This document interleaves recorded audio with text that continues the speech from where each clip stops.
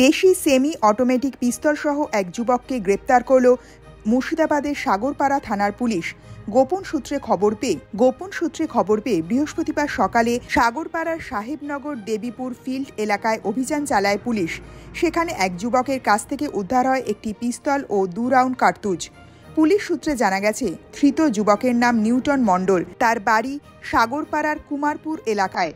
ধৃতকে 5 দিনের পুলিশি হেফাজতের আবেদন জানিয়ে আদালতে পাঠিয়েছে সাগরপাড়া থানার পুলিশ।